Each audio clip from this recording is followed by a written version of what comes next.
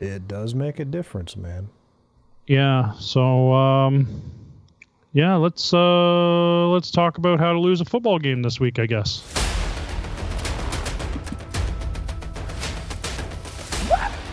No, it's back. Give it to the quarterback. No, we got the running back.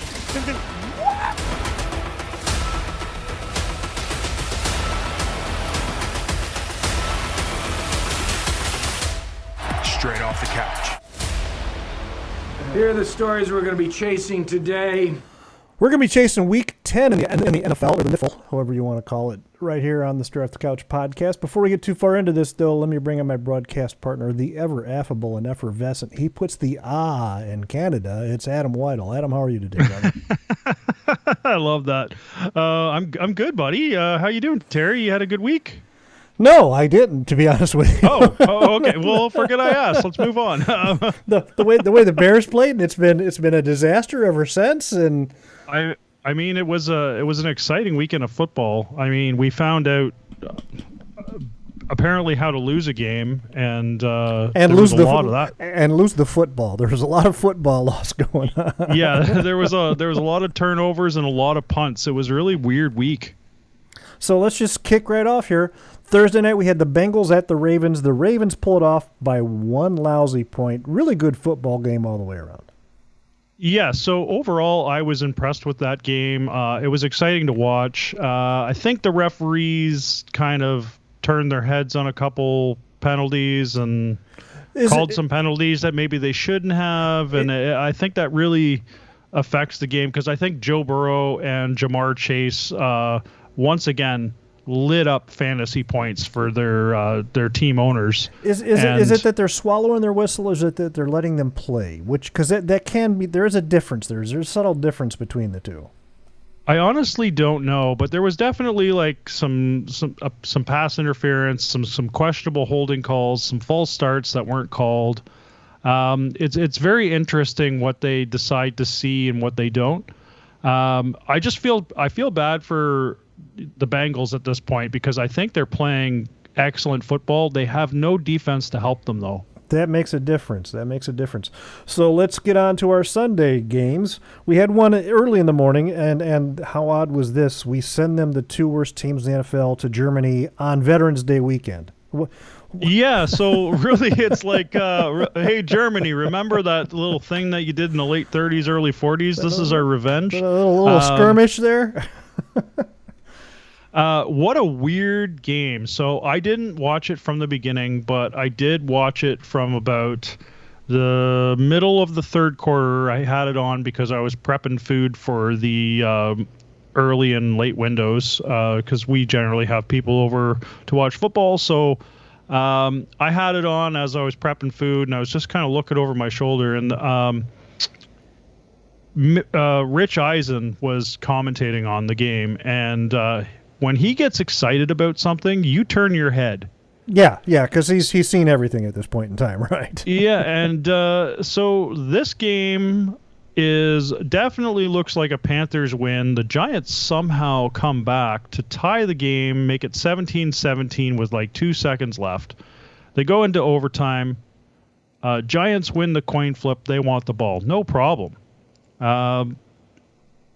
Giants first play, fumble the ball, and Carolina recovers. And then so now you've met the one criteria in overtime that both teams touch the ball. If there isn't a touchdown, yes. Yeah. And then, Carolina can't move the ball. They go 3 downs. They kick the field goal. It was the shortest overtime I've ever seen ever. It was so quick. So Panthers 20, Giants 17, and I'm sorry, we here at the Straight Off the Couch podcast, we're sorry, Germany. Yeah, well, like honestly, whatever you did to North America and the rest of the world, we forgot about that a long time ago. I know it's a new generation, but apparently America remembers, and they sent you the worst of the worst. Both these teams right now, so Giants are now 2-8, and the Panthers are 3-7. It's insane. So let's get to our noon/1 o'clock slate of games. I'm going to skip the one that's first on my list. We'll talk about that later. That first one on my list, after that, the second one, I guess you would say. 49ers at Buccaneers. Niners hold on to win. My God. You want to talk about ways to lose games? Guys, Tampa Bay. I'm sorry. I know that Christian McCaffrey was back in the lineup, and he looked good for a guy that's been off for 10 weeks or more. Everything I've read and heard, he brought some energy that the Niners had been lacking. He looked really good. I'm not going to lie. He got the first carry from scrimmage. But my God, our boy Baker. No sprinkles on his Dairy Queen this week. Is that what I'm hearing? Oh, you know what? I would take him out for pizza, tacos, burgers, a steak. He can have a birthday cake, sprinkles. He played his heart out. It's just the rest of the team wasn't behind him. Well, and he lost his two biggest targets. I mean, what is he going to do? Yeah, well, he's got two star wide receivers that are out for likely the season. Mike Evans might be back in a couple weeks, but Godwin's definitely out. But to have Bosa grab him and wrap him up, and he just stiff arms him and still throws the ball for a first down. I was just like, man, that's a gutsy quarterback. King Baker. Oh my God, he is just gritty. So the Niners win 23-20. Had to be a heartbreaker for the Buccaneers. They're struggling at this point in the season. That brings us to our next game, which is the Broncos at the Chiefs. It looked like the Broncos were going to pull this out until that blocked field goal with literally zeros on the clock. So here we go again. Another way to lose a football game. Broncos are up early at the end of the half. They're 14-3. And they have a stellar defense. Their defense, I think, is number 2 or 3 for a scoring defense. And they limit the number of run yards and pass yards. They have a stellar defense. They have a young rookie quarterback who looks pretty good at this point. I'm not going to lie. And then they somehow let the Chiefs back into the game. That's always making a mistake. making really weird plays like. Well, you can't let the Chiefs back into the game. Period. I don't care who you are. Travis Kelce was uncovered at one point right at the end zone. Like, I don't know how this happens. I don't want to fall into the whole like the NFL is scripted kind of like conspiracy theory, but man, that looked really weird to have him like wide open, especially because he was making catches and he was making plays. Why wouldn't he be covered? That's a solid question, and I don't have an answer. That, however, brings us to our next game. The Bills went into the Indianapolis and just bitch slapped the Colts. Well, let's talk about the Chiefs one more time. They're 9-0 now on that blocked field goal. It looked like they were doomed. Yeah, I know. The Broncos played everything perfectly. They stopped the clock at 2 seconds to kick the game-winning field goal to take the lead to be 17-16, and the Chiefs somehow block it, and it doesn't look like the Broncos had an offensive line at all. It looked like every guy on the Chiefs got through. It did look suspect. So now the Broncos are 5-5. Their playoff hopes are still out there. I mean, Chiefs are definitely leading the AFC. We can move on to the next game. Well, the next game, like I said, the Bills go into Indianapolis and just bitch slap the Colts. The Colts got up on them, but. I don't know if it was a bitch slapping. There was one point in that game where nobody wanted the ball. It got turned over like 4 times in 5 plays. That happened last night too. We can talk about that because nobody wanted to hold on to the ball this weekend. Yeah, nobody wanted the ball. They're just like, it's your turn. Oh, hot potato. I don't know what the hell was going on, but yeah. For sure. The Bills end up decisively winning that game. I think our boy Joe Flacco looked pretty rough. He threw a lot of picks. And that brings us to our next noon/1 o'clock game. This might be the game of the week, in my opinion. Steelers at Commanders. That was a hell of a football game. That was a fantastic game. It had everything you wanted in a Super Bowl caliber game, to be honest. Yeah. Steelers end up winning this 28-27. Gives them a record of 7-2, with the Commanders a record of 7-3. Both are playing great football up to this point of the season. What are we at though? Like, when do the wheels fall off? We're starting to see teams take downturns and upswings, right? Depending on where they are in their season. A lot of teams started off really strong, not looking so great anymore. A lot of teams started off weak, and they're starting to pick up their game, and there's this race to the playoffs. Both these teams look like they could play in the Super Bowl against each other, judging by this game. It was amazing. It was a really good football game. That brings us to our next one. The Vikings go into Jacksonville and just they win that one walking away, 12-7. That was just probably the worst game of the week to watch. Well, I don't know. We can talk about the I mean, okay, so there's probably another one for you that was hard to watch, but when we're talking about competitive football, okay. Both these teams, ouch, down, man. The Vikings are 7-2. Jags could have been 3-7, but they turn out to be 2-8. Trevor Lawrence is hurt, so they put in ex-Patriots quarterback Mac Jones, who didn't do anything great for us. And he still looks like the same Mac Jones. But the Vikings had a really strong start to the year, and they looked like they might actually lose this game at one point.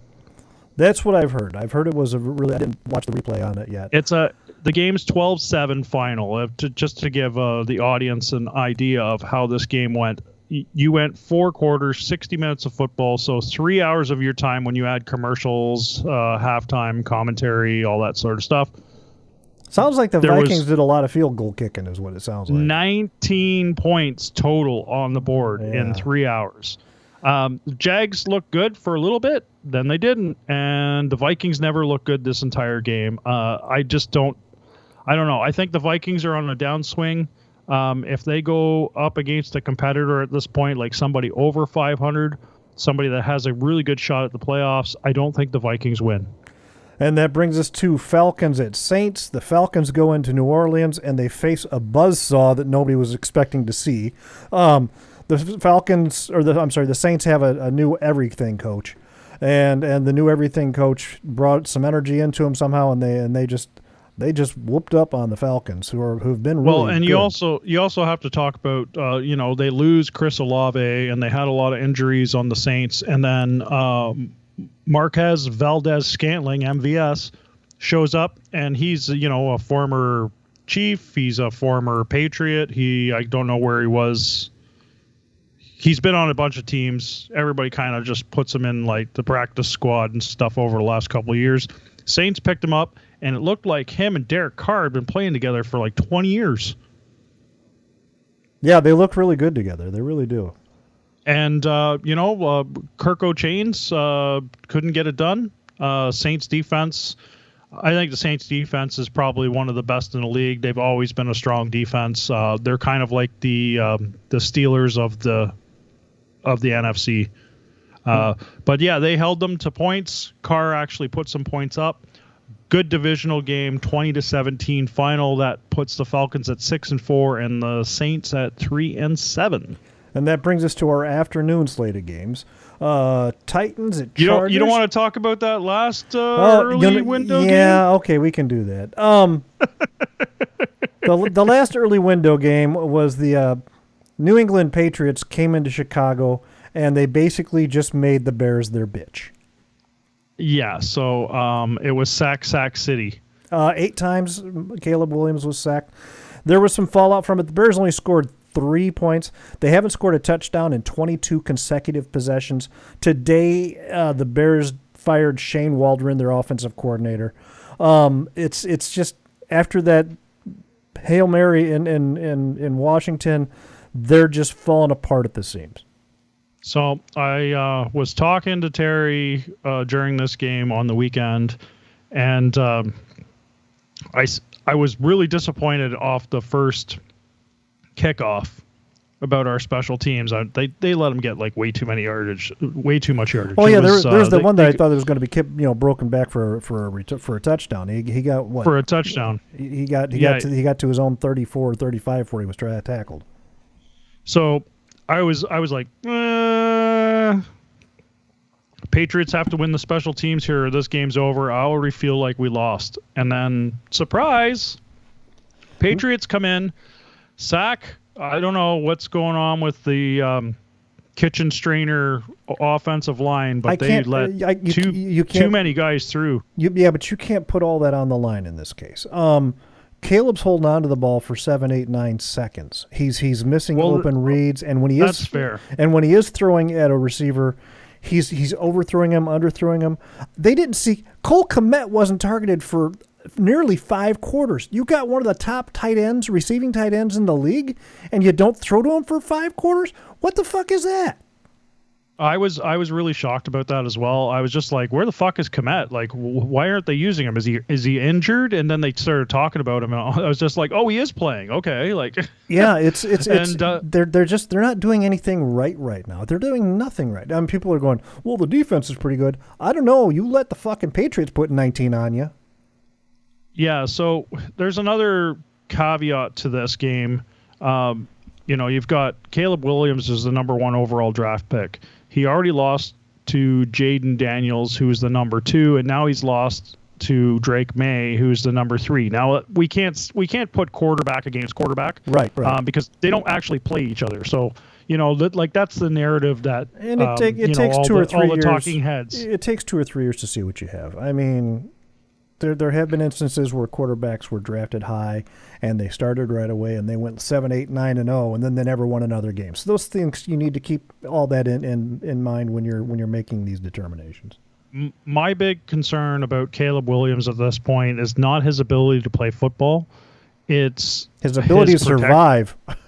Yeah, his protection at this point. If he gets injured early with like a very serious injury like an ACL or something, he would be limited for the rest of his career because you don't really come back from that. No, not if you're young. And he's taken some really nasty hits. He's holding on to the ball too long.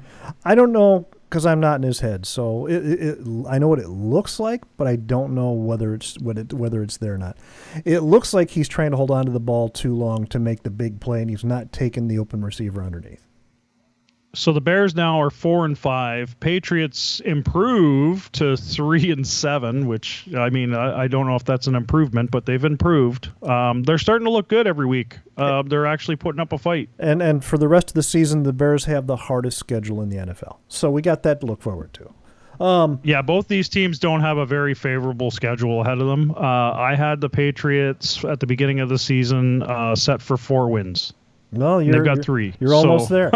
So now let's move to our late slate of games. We have Titans going into Los Angeles Chargers and doing Titan things. The Chargers win 27-17. No surprise here. No, nothing at all.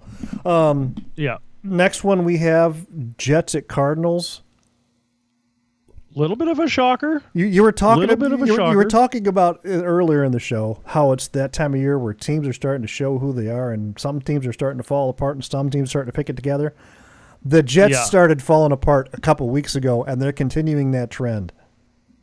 Oh, they looked awful. They looked absolutely awful. It wasn't even a great game to watch until like the Cardinals did all the right things, and you're just like, oh my God, this Cardinals team could go all the way. Like the Cardinals. Final score, 31-6. The Cardinals have been a garbage team for years, and all of a sudden, I guess Kyler Murray's not playing Call of Duty anymore. It's started to focus on football. I don't know what it is. Attaboy, Kyler. I'm glad to see you figured out how to watch your tapes. This Cardinals team looks amazing right now. Like they're doing everything right. Defensive wise, they're amazing. On the offense, they're making some great plays. I'm not gonna. They're leading their division right now, which is like kind of a shock. But I mean, Cardinals could be a legitimate contender if the chips fall the right way for them.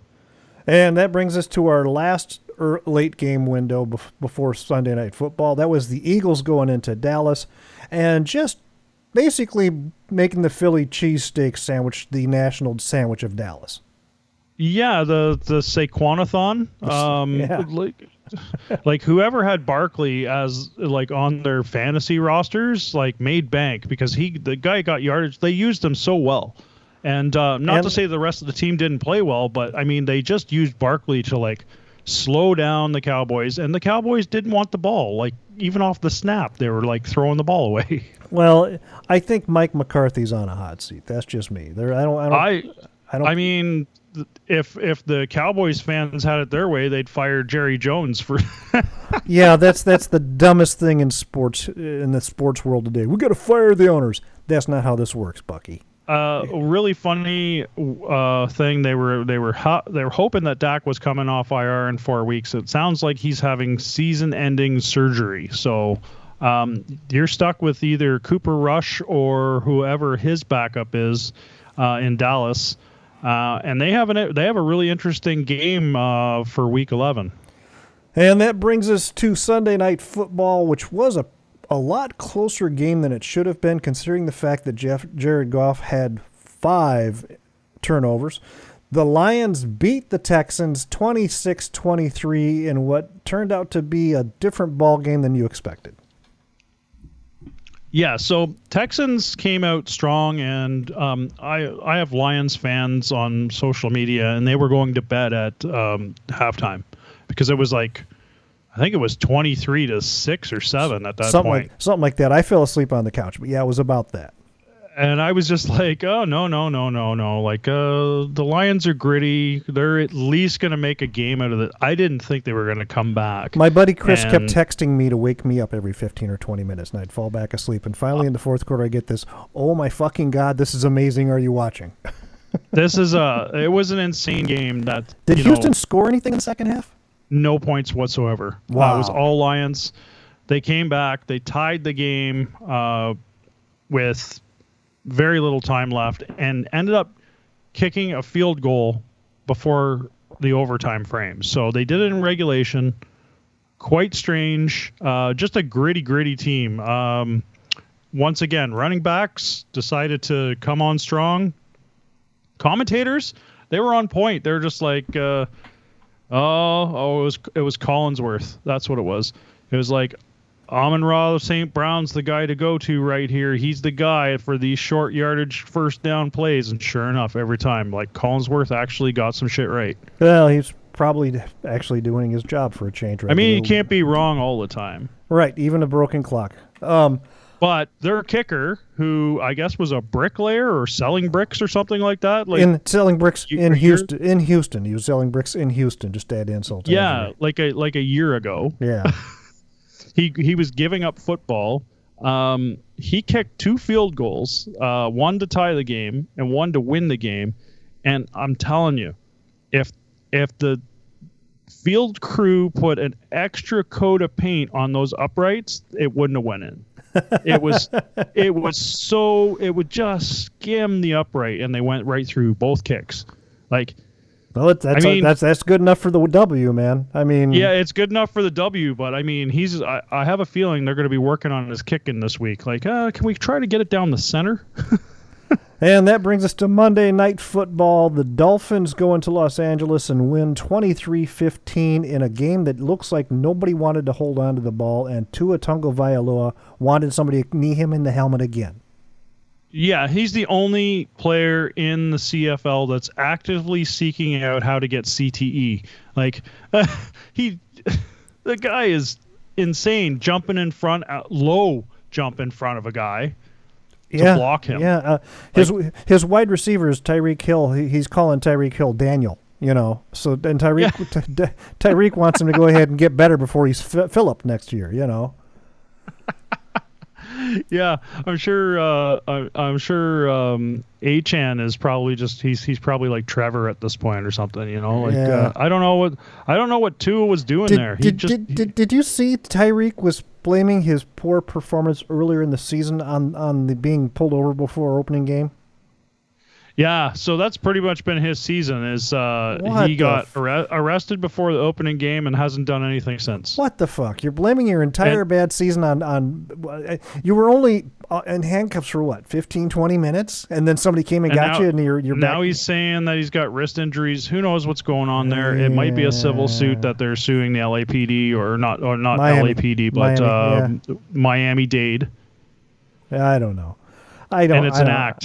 Who knows? Yeah. I don't know, man. It's too much drama for me. It is. I mean, I want them to play football. I'll tell you what about that game, though. Dolphins improved their record in 3-6. Rams fall down under 500. They're 4-5 now. But, I mean, if you went to bed at halftime or even after the first quarter, I don't blame you. It was a horrible game to watch. There was nothing exciting here. Rams didn't even score a touchdown.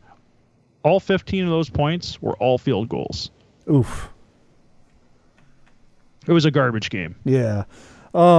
He's outside the door. He's ready to come in. Oh. Let's bring him in. Have a seat. It's Coach Blackwell, boys and girls. We're going to talk about fashion this time around. Hi, Terry. Hi, Adam. Hey, How Coach. was your week? It was a week. How was yours? Oh, it was fabulous. I got to see some pretty nifty uniforms this week. Yes, you did. Those Houston uniforms, the color alternates, the straight red, those things were hot, man. Those battle reds were very hot. So hot they made people's eyes bleed. You ever seen the episode of Seinfeld where Kramer lives across from a Kenny Rogers chicken? Right, yeah, that's what. He Yeah, can't sleep because of the red light coming through the window. That's what it felt like when we were watching those uniforms. They were so hot, and they would just burn your eyes out. The alternate logo on the crimson red metallic helmet looked like devil horns. It did look like devil horns. It was hard to see because the decal itself was matte and the helmet was just so shiny. It was fabulous. What else stuck out? That's one of my favorite uniforms of the week, though, just because we hadn't seen it before. Yeah. So I said that speaking of red, I said we weren't going to talk about this anymore, but the Cardinals wore their Christmas pajamas again. And the only reason I mentioned that they wore their Christmas pajamas because the Commanders were like, we're just going to have a Victorian Christmas and we're going to wear our burgundy Christmas pajamas. And they went head to toe burgundy. That's a really good look, man. They were just like, oh, I'm sorry. Cardinals, you're not the only one with Xmas jammies. So what else stood out to you? Oh, Panthers came out when they went to Germany. They were wearing black and blue. They were expecting to get beat up, so they were hiding it with the colors of their uniforms, and it didn't happen. And the black helmets is not a bad look for them. I like it a little better than the silver one. It was pretty. Yeah. Anything else? And then the Jaguars came out. They were wearing shell white helmets. The first time we've seen those helmets with black jersey and white pants. Yeah, I was a little shocked to see that. I hadn't seen the white helmets on Jacksonville for a while. And then we had the Chargers. Not a big difference in uniform, but I don't know if you noticed, they brought back the gold pants this week. The gold pants. I like the old-fashioned Thunderbolt, too. Yep, they just straight gold. They looked pretty. It was tight. And then the Lions, they come out in their 3-1-3 whiteouts. Now, I don't know if you noticed this or not. Dallas, because it's Veterans Day weekend, had the red, white, and blue stripes on their helmets, not just the two blues. So I'm going to say that they're posers because all they did was put a stripe on their helmet, red, white, and blue. They wore their standard white uniforms with the silver helmet, the silver or silvery blue pants, whatever color you want to call that. And they're just posers. They had some guy come in and said, decal our helmets. We're just going to, it's not a uniform change. They just restriped the helmets. However, the entire league, the coaching staffs wearing the white digital camo for salute to service was a great look. That's a great look, man. So it looks like the league this year, every team was wearing that white Alpine digital camo look. That was their salute to service look. I saw it on the Chargers sideline. I saw it on the Patriots sideline. I saw it on a couple other sidelines. Not everybody wore it. But it also had the little badge, it's like one of those Velcro name tapes, and it said "Salute to Service" on the right shoulder. Yeah, that was a good look. Those were really cool look. Now, the best uniform of the week, it was on Thursday night. The Ravens come out in their Rise Up uniforms. They looked so scrumptious. Crown Royal bags is basically what they were. They were wearing their little Crown Royal uniforms. And the face masks were all painted the same color gold as the numbers. That was a nice highlighted look. The only thing I didn't like was the decal was too shiny for the matte helmet. Didn't like it, but we got to see Derrick Henry's tight end. And that was fabulous. It's fabulous. All right, Coach. Thanks for stopping by. Thanks for keeping us appraised of the latest fashion in the NFL. Have a good week. See you next week. Ta-ta for now. See you later, Coach. He's wild, eh? I knew he was going to bring up Derrick Henry's bum. Well, who doesn't? I mean, I know every chance I get, I talk about Derrick Henry's ass. So that brings us to we're less than 24 hours away at this point in time for Thursday night football. Well, I think he was referring to the fact that they pantsed him. His bare ass was hanging out. Yeah. He's had that problem a few times where it's almost out, but this week it came all the way out. Yeah, he might want to either get a belt or wear a little tighter pants or something. But I've seen a few times where I thought he was going to lose his drawers. Well, he lost them this week almost.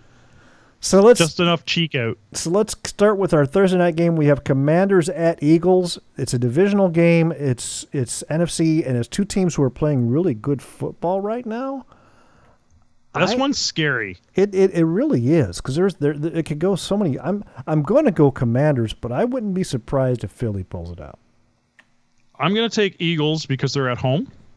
Yeah, there's always that home field advantage. I mean, and the Commanders, I think they have a little wind out of their sails after Pittsburgh coming back. But I don't think it's going to stop them. I think it's going to be a competitive game. I don't think we're going to see anything like the Commanders, pantsing another team, and I don't think it's going to be like how the Eagles handled the Cowboys. No, I think this is going to be a competitive game. I think this is going to be a Thursday night banger, much like Bengals-Ravens. I'm seeing a final score like 23-27, something like that. It's going to be something silly. It's going to be like 27-26 or something because somebody missed the extra point or something silly. It's going to come down. It's going to be ridiculous. But it's going to be hyper competitive, and that brings us to our noon/1 o'clock slate of games. We have the Raiders going into Miami. Yeah. Does anybody care? I don't think so. So let's move right along. We have the Browns. Raiders are coming off bye, so I'm going to take them. We have the Browns going into New Orleans.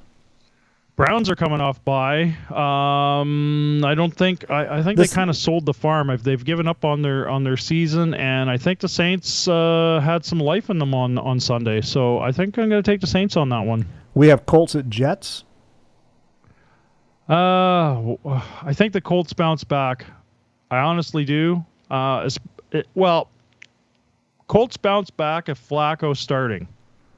And I think he is. If not, Aaron Rodgers somehow, I don't know, does some shame and spell and the Jets win. And then we have the Vikings at Titans. I don't see the Titans being able to overcome the Vikings at this point in time. I think the Titans win this one. I have the Packers at Chicago. I don't. And then we're moving right along to the Jaguars at Lions. You're just like, fuck this game, not even talking about it. I'm tired of the Packers. It's basically since Brett Favre took over, their record against the Bears has been ridiculous. I think the Bears are going to try to. I think they're going to have a stout defense. I think they're going to try to stop the Packers. It all depends on how the Bears perform on the offensive side of the ball. Well, Green Bay has a great defense, and Jordan Love is not shy about turning the ball over. So maybe we'll get something like that going on. He's a gunslinger. But the Bears defense, when they're playing well, can get some points off turnovers. So maybe that'll play into it a little. I don't know. I'm not holding my breath. I'll coin flip that game just because it could go either way depending on which version of each team comes out. Then we have the Jaguars at the Lions. Jaguars. Oh, this is hands down the Jags game for sure. Yeah. Don't bet on that, guys. I don't think anybody beats the Lions at this point. We're going to see that. We're going to see that another one of those quadruple flea flicker screen passes. The Lions showed on Sunday night that they are a beatable football team, but they're too gritty to lose. They're just so mentally tough, man. They just never quit. And that's a direct reflection of their coach. Definition of grit. They are just amazing to how I don't even know how you come back from 5 interceptions and win a game. Dude, that's a direct reflection of their coach. Because if they'd have lost that game, Dan Campbell would have stood in the parking lot with his shirt off and said, "Okay, come out here first," and beat all their asses individually, one at a time. You think maybe Dan Campbell's just that intimidating that they're all scared to lose because he's gonna beat the fucking shit out of them? He's gonna be like Daddy with the belt. Wait till your dad gets home, kind of situation. Yeah, I picture him like Jean-Claude Van Damme in the Kumite. He's just one at a time kicking all their asses. Yeah.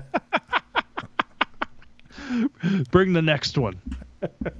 That brings us to Rams at Patriots. I don't see how the Patriots get over Los Angeles, but who knows? They're on a little bit of an emotional high after beating the Bears. I think the Pats win this game, showing basically how the Dolphins handled the Rams, and the Rams couldn't score a touchdown. And I think the Patriots are starting to find themselves, even though they're not a playoff caliber team. I think they're just going to use this for practice. And the last early game, which honestly I think should have been, switched to a Monday night or Sunday night. Ravens, it should have been flexed for sure. Yeah, Ravens at Steelers. That's going to be a great game. I'm looking forward to that one. You know what bothers me about that is that it's in a window where, what do we have, 7 games in the 1 o'clock window? Yeah. So it's going to get overshadowed by every other game out there. Yeah, which is sad. It should be a featured game, and you're right. It should be either prime time or it should be late window, because late window at this time of year is just 3 games. I say you flex it to Monday night. Nobody wants to see Texans at Cowboys. That's the Battle of Texas, man. They got to have that one. Yeah, but they got to do it. They're doing it for the Cowboy viewers, man. They're the only ones that are watching that game. Yeah, that's because nobody else cares about the Cowboys if you don't live in Dallas. But anyway, and brings us to our late slate of games. Seattle at the 49ers. That's a divisional game. Both those teams are wanting to keep pace with Arizona. That's going to be a good game. Whoever wins that game is second in the division unless Arizona loses, and then it's a 3-way tie. Then we have the Falcons going into Denver at Mile High Stadium to play the Broncos. That's got some potential to be a good football game there. Both these teams want to make the playoffs, and these are opposing conferences. They're only meeting each other every 4 years, and they'll do it. Every 4 years they're going to go back and forth so they don't get a home and an away game. By the way, Terry, the road teams this week were better than the home teams. That happens about once every 6 years, where the road team wins more than the home team. And that brings us to the last early game, which, if it's not Ravens-Steelers, the next game I want to see is this game. It's Chiefs going into Buffalo. Always a good game when these two teams play one another. Yeah, so it looks like Chiefs have activated Isaiah Pacheco off of IR, so he will be playing in this game by the looks of it. That could be really good news for the Chiefs' offense. The Bills are playing great football. They're still making a couple mistakes here and there. They haven't been playing flawless football. But I think the Bills can actually beat the Chiefs. I'm pretty sure they can, as long as we don't see any sketchy calls. And Josh Allen has to keep his head in the game. Because every once in a while, he doesn't do it against the Chiefs, I haven't seen, but every once in a while he gets so wound up about I have to be the man that he screws everything else up. No hero ball. Yeah. Leave it alone. Make the smart play. You don't need to make a first down every play. It's okay to have an incomplete and throw it to the sidelines. Right. Play some smart football. Right. But if he keeps within himself and doesn't try and do too much, it's always a good game between him and Patrick Mahomes. That brings us to the 7 o'clock, 7:30 game, 8:30 game, Sunday Night Football. Bengals at Chargers. Again, I don't think anybody wants to see that. You could have flexed the Ravens and Steelers to that game. So they actually did flex that game out. It was supposed to be Jets and Colts. Oh, geez. And that's what you picked? So we actually got a better game. And that's what you picked? We actually got a better game. I mean, I'm not complaining. I didn't want to see Jets and Colts. I guess if I have to pick a winner right now, I'm going to go San Diego. Jim Harbaugh has been playing really good football. Okay, we're polar opposites this week. I'm going to take the Bengals just because the Bengals are putting up so much points on the board, and you like Joe Cool. You like Joe Cool. I do. I think Slim Shady. you like the frosted hair. Him and Jamar Chase are just magical. They put up so many points every week. The problem lies in their defense and their special teams. I mean, how do you put up like 5 touchdowns, 4 touchdowns in a game and still lose every week? He's playing good football. And that brings us to Monday night, which we talked about already, the Battle of Texas. We have the Houston Texans going into the Dallas Cowboys big stadium. Good news is it's at 7:15 at night, so you won't have to worry about the sun being in anybody's eyes. CD Lamb, I'm looking at yes, you. the big excuse. The bad news is that's the only game on. Yeah, so, I don't know how you build a stadium, like a gazillion-dollar stadium, $100 gazillion or whatever they spent on this thing. It was insane, like $30 billion or something, yeah. And not know where the sun is. Well, okay. Maybe you do know where the sun is, and you put polarized glass on that end of it. Just a thought. Yeah, or do something. Just like, a thought, Yeah, I just don't know how, because that seems to be the excuse every week now. I take it you're taking the Texans on this one? Yeah, I'm going to go Texans on this one. I think I have to go Texans on this one because the Cowboys have proven to be a bust this year, especially without their, big contract quarterback, who hasn't played well either. But, I mean, Cooper Rush played like garbage. Like, he's probably the worst quarterback in the league at this point, just based on Sunday's performance. The curse of the new contract, Yeah, it's the curse of the new contract. So right now, as we stand after 10 weeks, Terry, your record is 20-15 on the picks. I am sitting at 16-19. So I'm trying to get over that 500. Next week, we could be a little closer, or you could be a lot farther away, depending, because we've picked opposites on Thursday and Sunday night, and we're not stupid enough to pick opposites on Monday night. Well, yeah, and if at this point in time in the season, unless the Cowboys are playing, I don't know, the Jets, I would have trouble picking the Cowboys at this point in time. I just realized that they flexed out that game after we talked about it, and there was a couple games that would have been awesome in that spot. I'm telling you, man, Ravens Steelers has so much potential. I wonder if the league said we won't do that because Ravens, Steelers, Chiefs, Bills, one of those guys were in a primetime slot the week before. Yeah, that could be it, because the Ravens have had quite a few primetime games this season, and maybe that's has like even Seahawks 49ers would have been an all right primetime slot game, to be honest. Yeah, it'd be better than Bengals Chargers. I think it'll be a fun game, to be honest. I'm not too excited about it, but the way the Bengals have been playing and the Chargers, I mean, it's I think Justin Herbert versus Joe Cool, I think they came from the same draft class, or maybe they were 1 year off. I'm not sure. Yeah, they're it makes for a good shootout. Like, these are the two young gunslingers that were supposed to be the answer to the Peyton Mannings and the Tom Bradys and the Ben Roethlisbergers and all that stuff, right? They're supposed to be the next generation of awesome quarterbacks. So we'll see. Could be a good game. Could be a bad game. That'll do it for this week, boys and girls. Adam, where can the kids find us at? Oh, just check us out on the Book of Faces. Go to facebook.com and just type in Straight Off the Couch. You can find us there. We post all our links, and we post some fun stuff. There's some pretty good memes going around right now, especially with some AI doing the whole commentator thing, which is kind of funny to watch. And where can they you find can you? also check us out on Linktree, Straight Off the Couch. Got all our links there. And where can they find you? You can find me on Twitter, on the X, or you can find me on Instagram, Adam Off the Couch, both places. How about you, buddy? Well, this past Sunday at about 2 o'clock in the afternoon, you could have found me on a suicide hotline. But other than that, at TREMUP, on X, at TREMUP, on the Instagram, at Tear'emUpTerry. For my broadcast partner, the ever affable and effervescent, he puts the in Canada, Adam Whitehall. All right. was like poor Terry on Sunday too. Everybody have a good week. Be safe. God bless. Enjoy the football. Bye-bye, everybody.